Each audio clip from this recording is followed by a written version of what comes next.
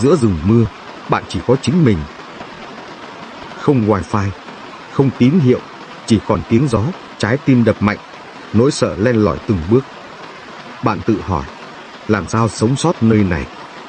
Câu trả lời, bản năng sinh tồn trong bạn. Đầu tiên, hãy tìm nguồn nước sạch uống. Không nước, cơ thể gục ngã chỉ trong ngày. Tiếng suối róc rách vang vọng giữa tán cây. Bạn mừng rỡ, vội vàng bước đến gần. Dòng nước trong, mát lạnh như hồi sinh. Bạn cúi xuống, hớp từng ngụm khát khao. Nước đem lại sức mạnh, niềm tin sống sót. Tiếp theo, bạn cần lửa để sưởi ấm. Không lửa, đêm tối thành nỗi ám ảnh. Bạn tìm nhánh khô, lá khô rải đầy. Hai tay cọ sát, tia lửa nhỏ lóe. Một hơi thổi mạnh, lửa bùng lên. Ánh sáng vàng xua tan bóng tối quanh. Bạn thấy mình như vị vua giữa rừng. Có lửa, bạn có niềm tin bất diệt. Nhưng lửa không đủ, cần nơi trú ẩn. Bạn quan sát cây lớn, tìm nhánh phù hợp. Một khung gỗ dựng lên, thô sơ nhưng vững. Bạn phủ lá, che mưa, chắn gió lạnh. Túp lều nhỏ dần hiện ra giữa rừng. Nơi đây sẽ thành pháo đài bảo vệ bạn. Mồ hôi chảy ròng, nhưng tim đầy kiêu hãnh. Con người thật sự kỳ diệu, bền bỉ vô cùng. Sau nước, lửa, mái nhà, bạn cần thức ăn không ăn.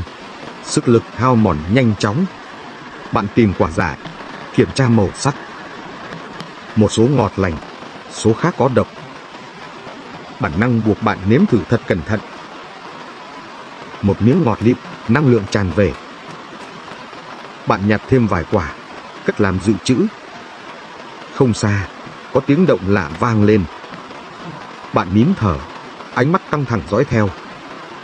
Thì ra chỉ là một chú sóc nhỏ. Bạn thở phào, bật cười trong bóng tối. Dù vậy, nguy hiểm luôn rình rập khắp nơi. Bạn thu thập thêm đá để tự vệ. Một vũ khí thô sơ nhưng hữu ích vô cùng. Đêm buông xuống, bạn ngồi bên lửa hồng. Ngọn lửa cháy như người bạn trung thành. Bạn nhìn trời, hàng nghìn vì sao lấp lánh. Lần đầu, bạn thấy mình nhỏ bé đến thế. Nhưng cũng mạnh mẽ, vì chưa hề bỏ cuộc.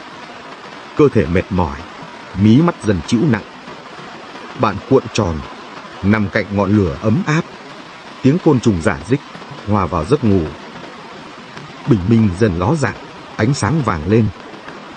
Bạn tỉnh dậy, đôi mắt đầy quyết tâm.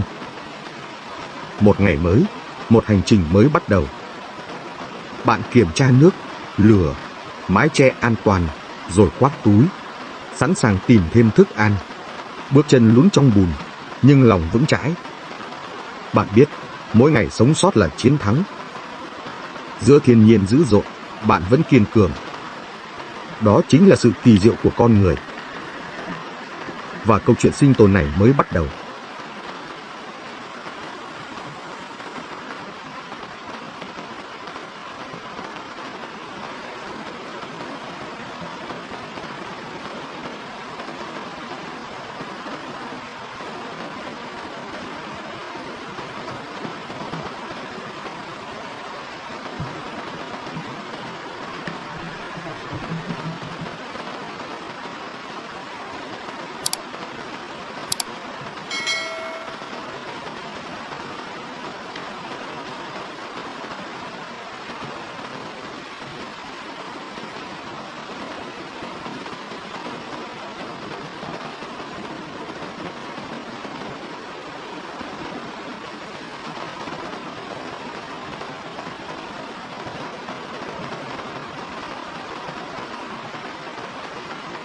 Mặt trời dần lên, rừng rả sáng rõ. Ánh nắng xuyên lá, long lanh như pha lê. Bạn hít một hơi, tràn đầy sinh lực. Hành trình sinh tồn mới chỉ vừa bắt đầu. Bạn lắng nghe tiếng chim hót trên cao. Thiên nhiên vừa hiểm nguy, vừa diệu kỳ. Bạn quyết định tìm thêm nguồn thức ăn. Không thể chỉ dựa vào vài quả dại, Bạn quan sát dấu chân lạ trên đất. Có lẽ là động vật nhỏ vừa đi qua. Ý nghĩ bẫy thú lóe lên trong đầu. Bạn nhặt dây leo, uốn thành chiếc vòng. Chiếc bẫy thô sơ nhưng hy vọng lớn. Bạn đặt bẫy cạnh lối mòn nhỏ. Xong việc, bạn quay về suối rửa mặt. Dòng nước mát làm tỉnh táo tinh thần. Bỗng một con cá nhỏ lấp lánh dưới suối. Bạn khẽ cười. Đây chính là bữa trưa. Bạn vót nhọn một cành tre dài. Mắt dõi theo bóng cá, tay nhanh như chớp. Mũi nhọn xuyên trúng, con cá giãy mạnh. Bạn nâng lên, niềm vui lan tỏa khắp người. Đây là thành quả đầu tiên đáng tự hào. Bạn nhóm lại lửa, cá nướng thơm phức. Khói bốc lên, hương vị lan trong rừng. Bạn cắn một miếng, giòn ngọt tuyệt vời. Trong khoảnh khắc ấy, bạn thấy hạnh phúc. Không cần tiệc xa hoa, chỉ cá nướng. Bạn nhớ lại thành phố, kẹt xe, khói bụi. Ở đây, chỉ có tự do và bình yên. Ăn xong, bạn dập lửa, đi kiểm tra bẫy. Trái tim hồi hộp từng nhịp căng thẳng. Khi đến nơi, bẫy rung rinh dữ dội. Bạn vội lại gần, trong bẫy có thỏ nhỏ. Niềm vui bùng nổ, bữa tối đã có. Bạn chắp tay cảm ơn thiên nhiên ban tặng. Mang chiến lợi phẩm về lều trong hân hoan. Thời gian trôi, trời lại chuyển mây đen. Cơn mưa rừng ảo đến, dữ dội bất ngờ. Bạn vội trú dưới mái lá mỏng manh. Nước mưa rội xuống, gió hú liên hồi. Mái lều rung lắc như muốn đổ sập. Bạn ghì chặt khung gỗ, mắt đầy kiên định. Mưa càng lớn, quyết tâm càng bùng cháy. Rồi cơn mưa dần tạnh, dừng lại yên. Ánh sáng mờ nhạt lọt qua tán lá ướt. Bạn thở phào, sống sót thêm một lần. Cơ thể ướt sũng, nhưng trái tim nóng. Bạn hong khô quần áo bên ngọn lửa. Ngọn lửa lại sưởi ấm cả tâm hồn. Trong khó khăn, bạn học cách mạnh mẽ. Con người luôn tìm thấy ánh sáng hy vọng. Bạn cắn thêm miếng cá còn sót lại. Thấy mọi nỗ lực đều đáng giá vô cùng. Chiều xuống, bầu trời đỏ rực cuối ngày. Bạn nhìn xa, lòng dâng trào cảm xúc. Ngày dài khép lại bằng sự kiên cường. Bạn hiểu rõ, kỳ diệu nhất là con người. Không hoàn hảo, nhưng đầy nghị lực sống. Một ngày nữa trôi qua, bạn vẫn đứng vững. Bạn ngồi lặng, lắng nghe tiếng côn trùng.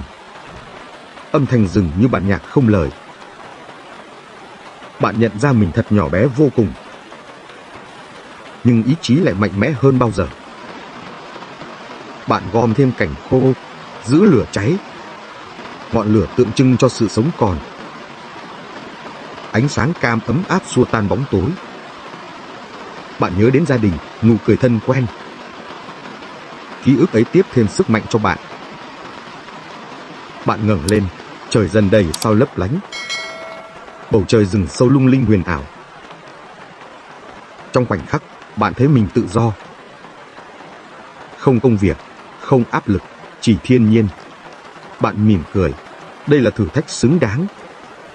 Một hành trình sống còn, cũng là hành trình tâm hồn. Trời bắt đầu se lạnh, gió rừng rít nhẹ. Bạn kéo lại cành lá che thân tạm bợ. Sự đơn sơ ấy giờ quý giá vô cùng.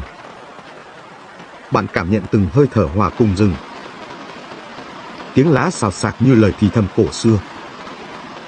Bạn chợt nhận ra, rừng cũng là mái nhà.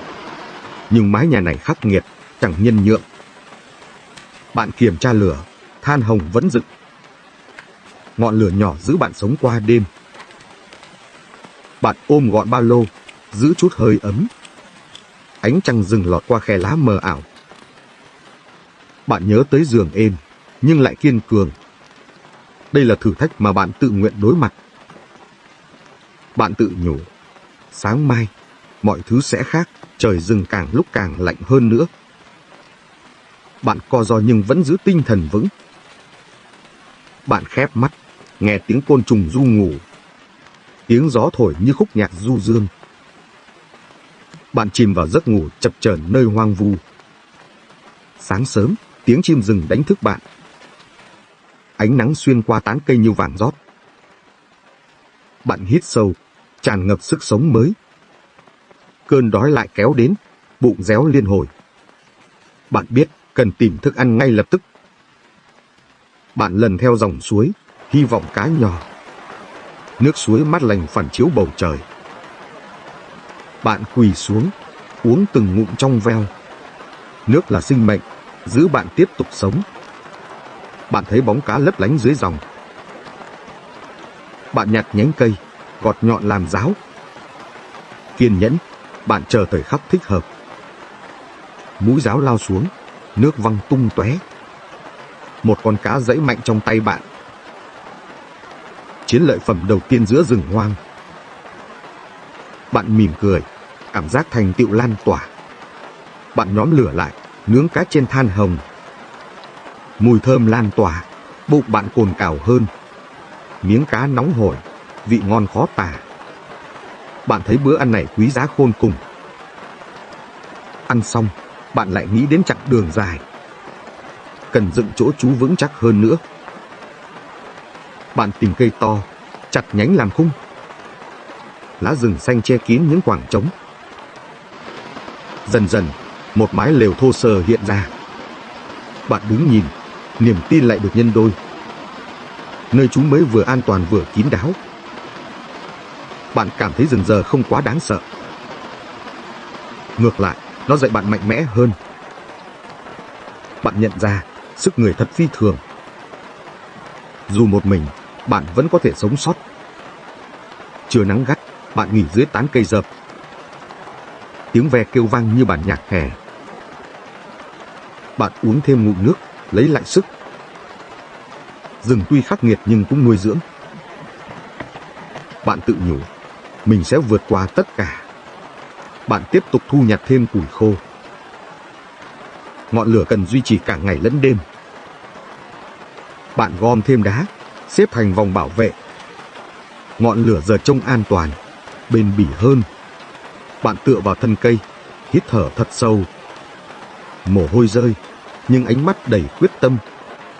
Bạn biết hành trình này còn dài phía trước. Nhưng trái tim bạn đã dần quen nhịp rừng. Tiếng chim kêu vang vọng khắp núi đồi. Bạn cảm thấy rừng đang chào đón mình. Bạn lấy nhánh cây, thử tạo thêm công cụ. Một cái bẫy nhỏ, hy vọng bắt được mồi. Bạn cẩn thận đặt bẫy cạnh đường thú đi. Trời ngả chiều, ánh nắng dịu dần lại. Bạn quay về lều, chuẩn bị thêm lá phủ. Chỗ trú giờ đã kín gió, an toàn hơn. Bạn ngồi nhìn lửa, nghĩ về tương lai. Bạn biết thử thách này sẽ thay đổi bạn. Từ sợ hãi ban đầu, giờ thành sức mạnh. Bạn khẽ mỉm cười, ánh mắt sáng ngời hy vọng. Chiều xuống nhanh, rừng tối lại như bức màn. Bạn nghe tiếng thú hoang vọng lại xa xa. Tim đập mạnh, nhưng bạn vẫn giữ bình tĩnh. Ngọn lửa bập bùng trở thành tấm khiên bảo vệ. Bạn gõ đá vào nhau, làm công cụ sắt. Một con dao đá thô sơ ra đời. Công cụ nhỏ, nhưng khiến bạn an tâm hơn. Trời rừng đêm nay đầy sao lấp lánh. Bạn ngẩng nhìn, thấy mình thật nhỏ bé. Nhưng trong lòng lại dấy lên niềm tự hào. Bạn đã sống sót thêm một ngày giữa rừng. Đêm dần trôi, bạn chợp mắt trong tiếng gió. Sáng hôm sau, mặt trời lại chào đón bạn. Bạn kiểm tra bẫy, hy vọng có mồi ngon. Một con thỏ nhỏ mắc vào, run rẩy. Bạn thở phào, tối nay sẽ có bữa no. Bạn cảm thấy mình dần thích nghi với rừng. Mỗi ngày, bạn học thêm một kỹ năng mới. Từ nhóm lửa, dựng lều, cho đến săn bắt. Mỗi thành công nhỏ thắp lên ngọn lửa lớn. Bạn nhận ra, con người thật sự kỳ diệu. Khó khăn nào cũng có thể tìm ra cách. Bạn nhìn quanh, thấy rừng không còn đáng sợ, mà giống như người thầy nghiêm khắc, tận tâm. Chưa đến, bạn nằm nghỉ dưới bóng cây mát. Côn trùng vo ve như dàn nhạc tự nhiên. Bạn khẽ cười, cuộc sống nơi này tuy lạ, nhưng lại khiến bạn cảm thấy sống thật hơn. Chiều tối, bạn lại gom thêm củi khô. Ngọn lửa là sự sống, bạn không quên. Bạn nướng thỏ, mùi thơm lan khắp góc rừng. Bữa tiệc đơn sơ, nhưng quý giá vô cùng. Bạn ăn, cảm thấy mạnh mẽ hơn bao giờ hết. Đêm lại đến, gió thổi hiu hiu lạnh. Bạn chui vào lều, ôm lấy hơi ấm. Mắt nhắm lại, bạn mơ về ngày trở về. Sáng sớm, tiếng gà rừng cất vang đâu đó. Bạn ngồi dậy, sẵn sàng cho thử thách mới. Bạn quyết định tìm đường ra khỏi rừng. Ánh sáng xuyên qua kẽ lá, chỉ lối đi. Bạn theo dòng suối, hướng về vùng thấp. Mỗi bước đi, lòng bạn đầy hy vọng. Rừng sâu thử thách, nhưng bạn chưa bỏ cuộc. Bạn nhớ lại mọi bài học đã trải qua. Chúng giúp bạn đứng vững đến tận bây giờ. Tiếng suối chảy ngày càng vang rõ rệt. Bạn biết mình đang tiến gần sự sống. Bạn thấy những dấu hiệu con người để lại. Một vết rìu chặt trên thân cây to. Trái tim bạn bừng sáng, đã gần ra ngoài. Bạn tăng tốc, đôi chân như có cánh. Ánh sáng rực rỡ phía trước mở ra. Bạn lao khỏi khu rừng, hít thật sâu. Cảm giác chiến thắng tràn ngập khắp cơ thể. Bạn nhìn lại cánh rừng, lòng trào dâng cảm xúc. Không còn sợ hãi, chỉ còn biết ơn. Rừng đã dạy bạn cách kiên cường sống. Bạn nhận ra sức mạnh tiềm ẩn trong con người. Một con người nhỏ bé, nhưng đầy kỳ diệu. Bạn cười vang, tiếng cười vang vọng xa. Mỗi khoảnh khắc trong rừng là kỷ niệm lớn. Bạn thầm nhủ, mình đã làm được. Đây không chỉ là sinh tồn, mà là chiến thắng. Bạn đã chiến thắng nỗi sợ trong chính mình. Đó mới là sức mạnh lớn nhất của con người. Ánh mặt trời rực rỡ phủ khắp gương mặt bạn. Một hành trình 21 phút, nhưng đáng cả đời. Bạn đã chứng minh con người thật kỳ diệu. Ngay cả khi một mình, bạn vẫn đứng vững. Và rừng đã trở thành người bạn tri kỷ. Câu chuyện này không phải kết thúc, mà là khởi đầu cho một hành trình mới. Hành trình của nghị lực, kiên trì và niềm tin. Bạn biết, sau tất cả, bạn đã khác. Một con người mạnh mẽ hơn bao giờ hết. Một minh chứng sống cho sức mạnh tinh thần. Bạn rời rừng, mang theo bài học lớn.